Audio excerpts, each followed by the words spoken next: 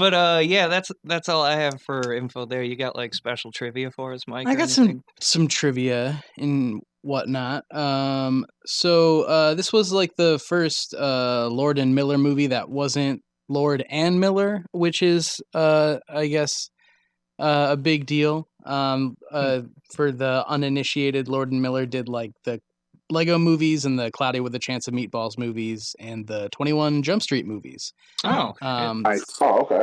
So they've done well for themselves, but then they broke up. They decided to both wear suits that day. So I see what you did there. yeah, so this is like his first Phil Lord's first like departure from working as a twosome.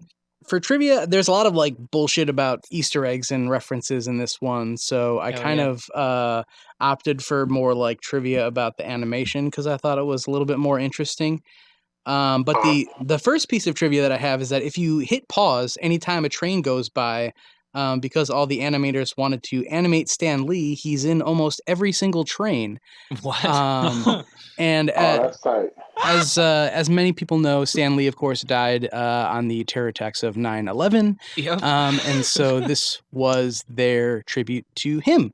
He was one of the conspirators, correct? Yeah, he hijacked one of the planes on. Yeah, he's one of Muhammad Atta's childhood friends.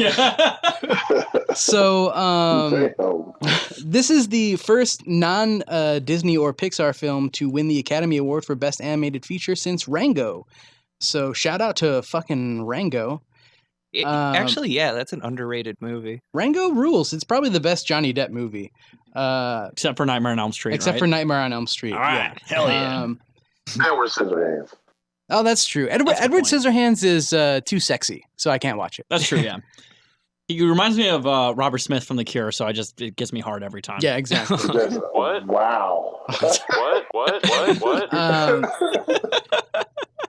So during the initial development, the directors worked with a single animator to establish the film's look, but eventually the number of animators grew to like 60 and then eventually like 177, which was the largest animation crew that Sony Pictures ever used. That's a lot of fucking animators. Yeah. So the animation was achieved by artists taking rendered frames from the CGI animators and working on top of them in 2D to give the animation that like comic panel feel.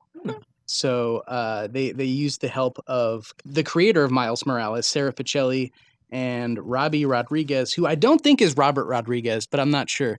Yeah, I feel like they're separate people. So to make the film feel more like a comic book, it was animated without motion blur, instead using an older technique called motion smearing, first seen in the 1942 Looney Tunes short The Dover Boys. Oh wow. The frame rate well known, right? the good old Dover Boys. We all remember that, right? They were like, hey, why don't we do some fucking animation techniques from the goddamn 40s? Yeah, like, and that was like a feature before, like, hey, kids, do your part, buy war bonds, and kill a German. Yeah, it was a propaganda piece. But so basically the frame rate varies between 24 and 12 images per second. I noticed that a little bit watching this movie. So it was one of those, like, you watch it and you'll notice something different. But if you're not like, you know, a fucking person who works in film, it probably won't mean shit to you.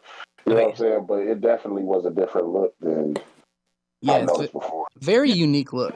So, like, for example, when Miles and Peter Parker are swinging through the forest, Miles is, like, animated at half the speed of Peter Parker. Oh, really? Like, they have different frame rates in the same scene? Yeah. I've never even heard of that. That's wild. Huh. And then to create the depth of field, another technique was used where they deliberately misaligned the colors as if the colors had been slightly misprinted, as happens in real comic books. So that's all the nerd shit about the animation. Hell yeah. That's dope. So we can move. There's a lot of nerd shit in this movie, and we of course are big jocks on this podcast. Bucks and Six.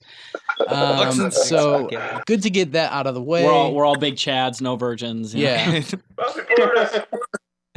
Yeah, we got strippers up in the recording studio, so we are doing well for ourselves. And just like Nick Cage, I bench each and every one of them. Yeah, we're bench pressing strippers, and if we sound like we're out of breath, that's why. I kind of feel played then. I feel like we should have waited until the whole fucking pandemic was over so we can see some bitches too, because I feel like you guys are not. Well, for the Eric Roberts episode, we'll get you guys set up with lap dances and whatnot. I'm willing to risk COVID for this. Yeah, okay, I mean that's fair. We'll have you on next episode then. Yeah, like, hey man, I'm with it. Just, you know, where's the bitches?